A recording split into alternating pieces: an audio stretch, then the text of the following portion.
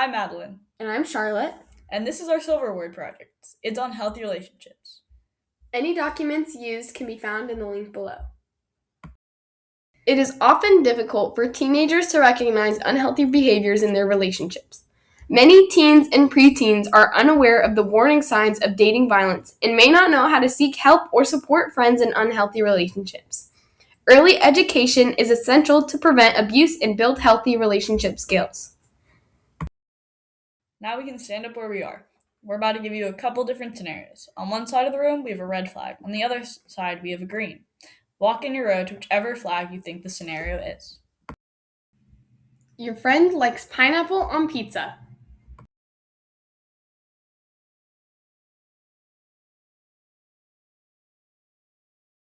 Your friend or partner believes in horoscopes.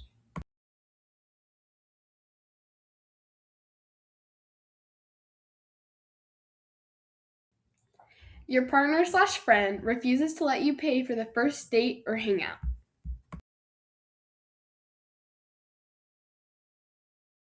Your partner/friend organizes their bookshelf by color rather than genre or author.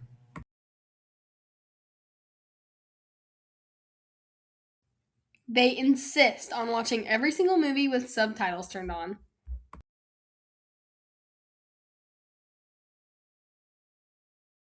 They always leave the very last bite of every meal on their plate, regardless of what the food is.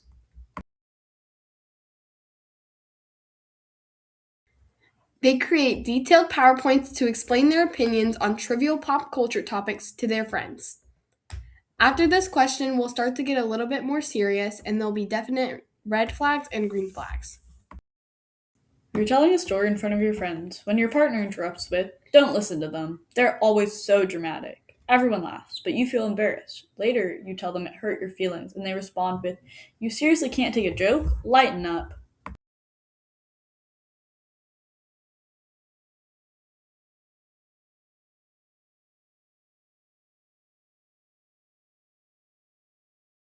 If you said this was a red flag, you're right. This is a red flag because dismissing your feelings and embarrassing you repeatedly instead of apologizing shows a lack of respect. The contempt is definite. After a disagreement, your partner refuses to answer your texts or speak to you for 4 days. They later say they wanted you to learn your lesson and promise they'll talk again only after you've apologized.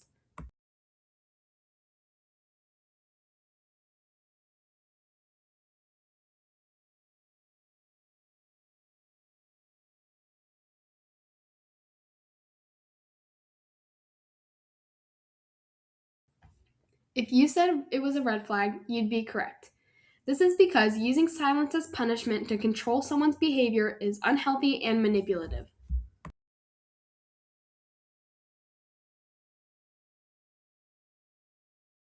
After you and your friend have a heated argument, they choose to walk away for 2 hours to cool off. When they return, you are both visibly calmer and are able to come to an agreement.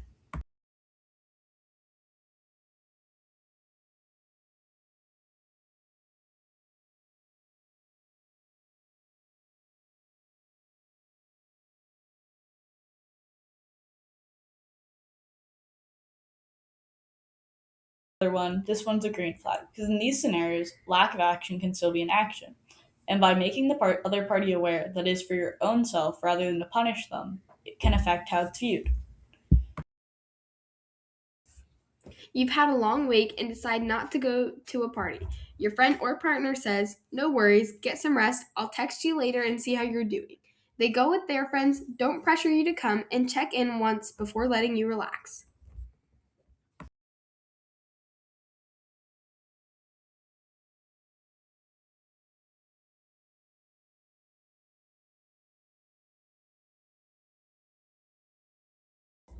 If you said this was a green flag, you'd be correct. This is because they respect your decision, don't guilt trip you, and maintain healthy independence. Your partner notices that you're laughing while texting. They ask who you're talking to. When you say it's just your friends, they ask to see every message, just to make sure there's nothing going on. When you say no, they become angry and accuse you of hiding something.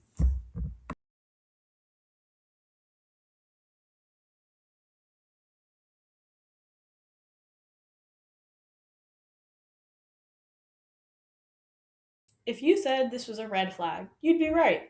Because healthy relationships are built on trust, not demands for constant proof or invading privacy. Now we can go sit down, and we'll finish our talk. After some research, we came up with some signs of an unhealthy relationship. These can be things like constantly second guessing yourself, feeling excluded in your own friendship or relationship, feeling the need to censor yourself, noticing that the other person feels scared of you improving or threatened by your success. Communication starts to feel like more of a chore and not like something you look forward to. And physical touch feels like something you have to do rather than you want to do. If you felt like any of the previous statements applied to your friendship or relationship or one of your friends' friendships, you should ask yourself some of these questions. If a friend told you they were dating this person, would you be supportive or have concerns about them? How do you feel about yourself in this relationship?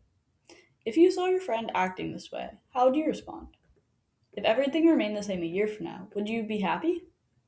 What are the reasons you're choosing to remain in this relationship? Do you feel afraid of your partner? Is there a power imbalance? Are other friends or other people warning you? And are your support systems intact?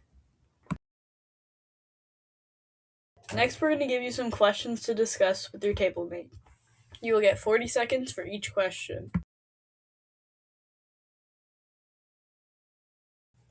What are some relationship rules or expectations you've heard? How do you think they would impact a relationship?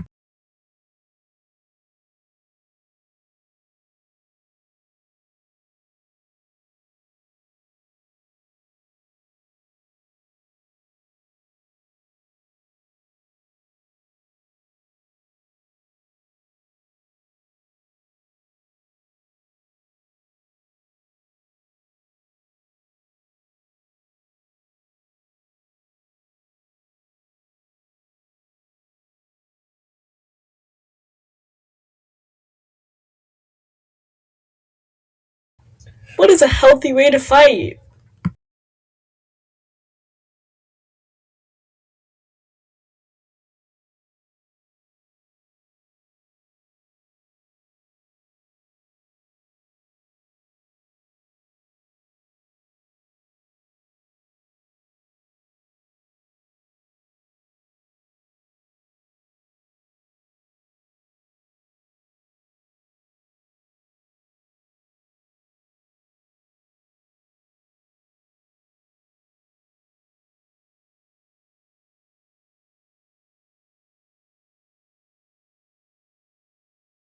Do you enjoy spending time separately?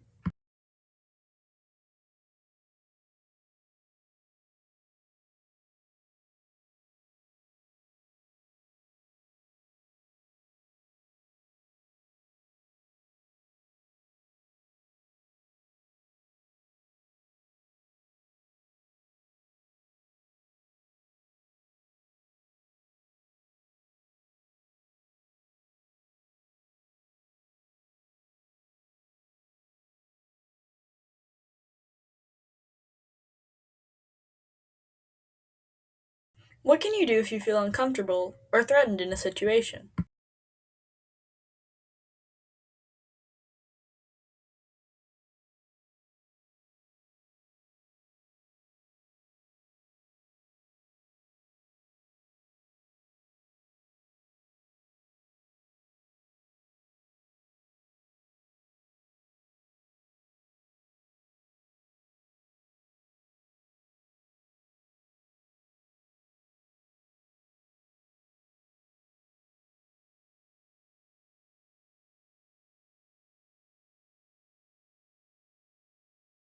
Are you having fun?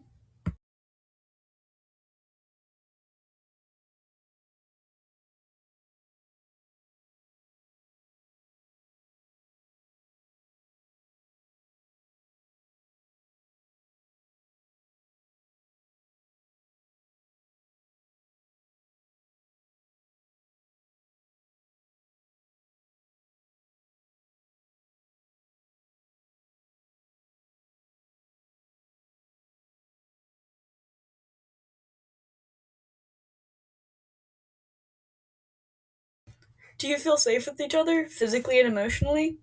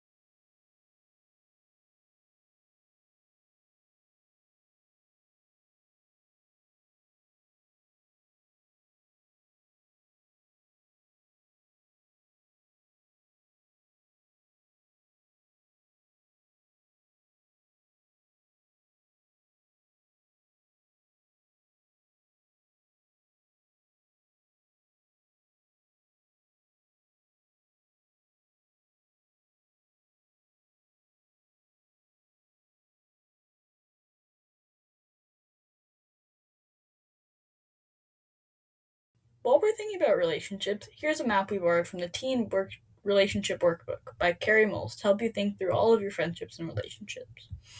I want us to think about our first boxes. Put people you would call first so something happened. Who in your life is that? It could be a parent, an older sibling, a friend's parent, a teacher, a coach, a pastor, or a friend. And then we can put people who also support us, but might not make that first call. Now it's time for our healthy relationship excerpt. Charlotte!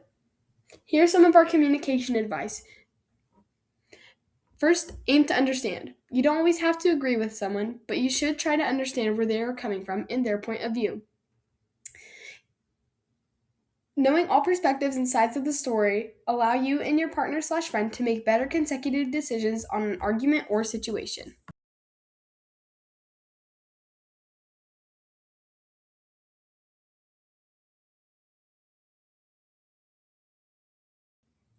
Next, practice active listening. When you're having a conversation, try not to focus on just getting your point across. Instead, work on understanding the other person's opinions and ideas. Some ways to practice active listening is nodding while the other person is talking, making eye contact, and reacting to statements or things that they say. Active listening can show your partner or friend that you respect them and that you're trying to understand where they are coming from. This can encourage them to do the same for you.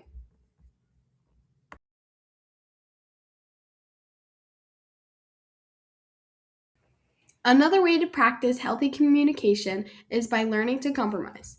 This doesn't mean you have to abandon your opinions or values, but rather working together to find common ground or a solution. If you're just compromising to get it over with, you're probably not making the best solution. A compromise is good when it optimizes a situation. This can consist of letting go of some of your plan or idea, but it doesn't mean that you have to get rid of your main belief or argument. Another tip is to respect the other person. When you are respectful in your conversations with others, it shows them that you value your relationship with them. And much like the last one, it will encourage your friend or partner to do the same for you.